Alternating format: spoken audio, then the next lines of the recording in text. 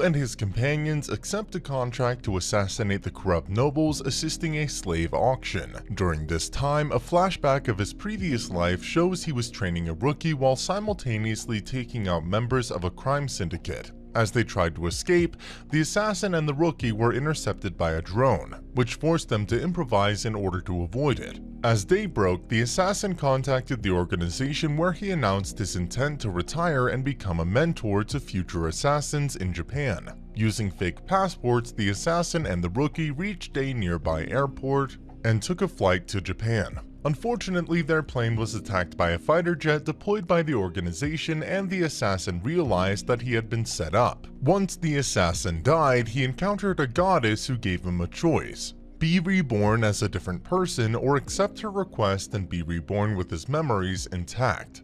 The goddess wanted the assassin to take the second choice, because she needed him to kill the hero of another world. The assassin agreed to kill the hero simply because he wanted to experience the happiness he could not have in his previous life due to him suppressing his emotions. The goddess allowed him to choose special powers and abilities, but warned him that he only had 18 years after his birth to kill the hero before the hero brought chaos into the new world. She also told him that there was a slim possibility he could save the world without actually having to kill the hero. He is then reborn as a child of the Tutha family, a noble house of assassins.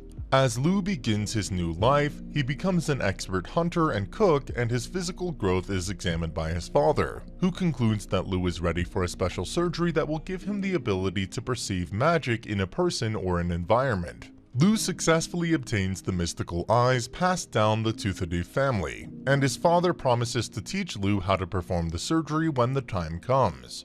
He also finds a magic teacher for Lu named Dia Vicune. In an attempt to measure Lu's magic potential, Dia gives him a Far Stone, a special gemstone that can measure a person's magical capacity. Lu's power is so vast, however, that the Far Stone ends up breaking. This gives Lu the idea of using Far Stones as makeshift grenades.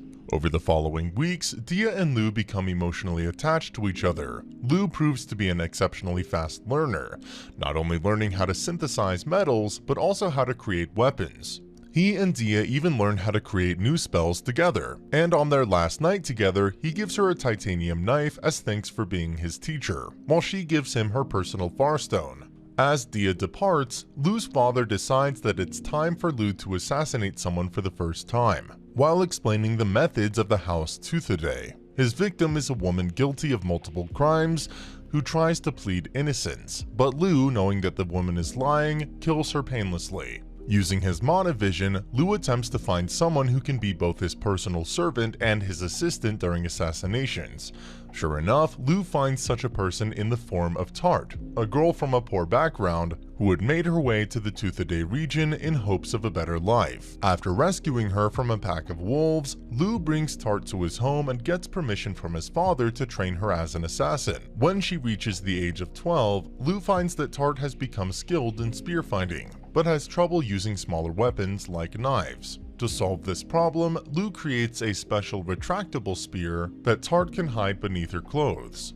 With a good weapon at her disposal, Lu believes Tart has become a valuable asset in his mission to kill the hero. Lu has produced a large collection of Far Stones thanks to the spells Dia taught him, and reports to his father, revealing that all this time he's been observing Tart and can say with full confidence that she is not a spy from a rival region. Lu's father tells him that it's time for Lu to face him in combat in order to prove he is ready to perform assassinations. Despite Lu's youth and experience from his previous life, Kane proves to be a formidable opponent. Afterwards, Lu joins Kane in performing assassinations, and Kane tells him that in order to facilitate his work, Lu will have to assume a fake identity as a member of the Balor trading family. Kane holds a party to celebrate Lu's ascension as heir to the House of Tuatha. Rona, a member from a branch family, disagrees with the decision and challenges Lu to a duel, but he is easily defeated.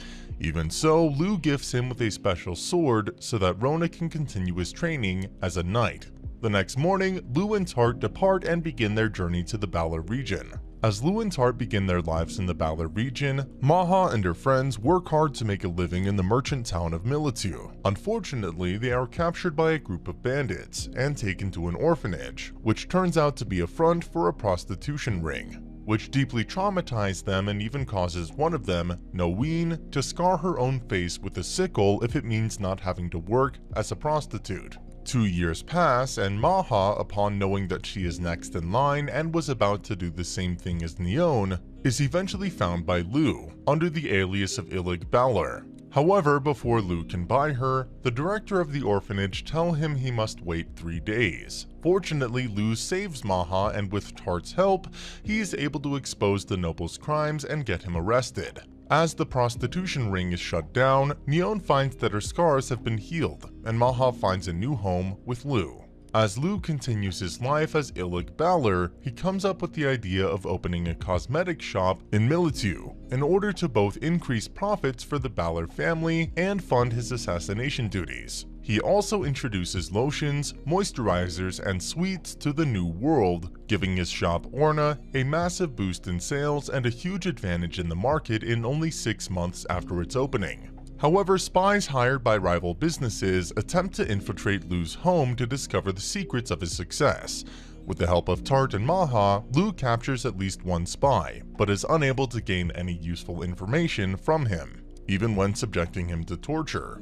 As his business grows, Lu temporarily leaves Militu and visits Dia in order to increase his magical knowledge. Lu decides to return home and continue his training as an assassin. He leaves Maha in charge of Orna, knowing that she plans to expand the business into other regions, and promises he will come to visit. On their way home, Lu and Tart are attacked by a pack of wolves, but Tart easily kills them, and Lu observes that monster attacks on human settlements have become more frequent, suggesting that the hero will show up soon.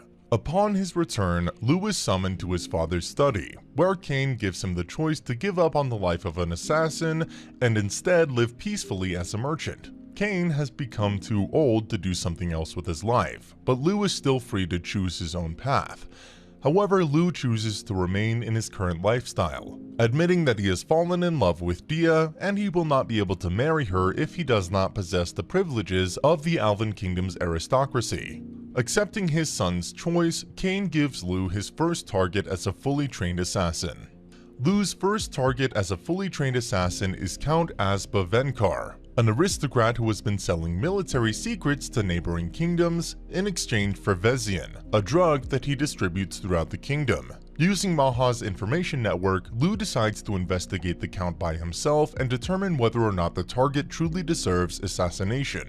Lu and Tart visit PSR, the second largest merchant in the kingdom, and take down a criminal group selling Vizian, but not before seeing the effect of the drug on a poor girl's mother. Sometime later, Lu and Maha travel to the Count's mansion under the pretense of selling Orna's products, which proves to be a success for Orna. As night falls, Lu silently assassinates Count Venkar with his newest weapon, a sniper rifle, but takes the time to watch the grieving wife's reaction. While Lu does not regret taking the Count's life, he promises never to forget this particular mission, as it was the first assassination he performed as a free man rather than as an unfeeling tool. Lu and Tart spend a full month on a deserted island as a part of their assassination training, and upon returning to the mainland, Maha gives them information about a divine treasure, a tool of immeasurable power that Lu has been trying to purchase for some time. This divine treasure, a magical spear called Gay Bolg, is in the possession of Satana Maknes, a renowned warrior suspected to become the legendary hero. Lu also discovers that the Viocone region is involved in a war, and rushes to Dia's house, offering her a way to escape should the war reach her doorstep. Dia refuses to abandon her home, stating her obligations to her family and her people. Even so, Lu and Dia decide to enjoy themselves on a date.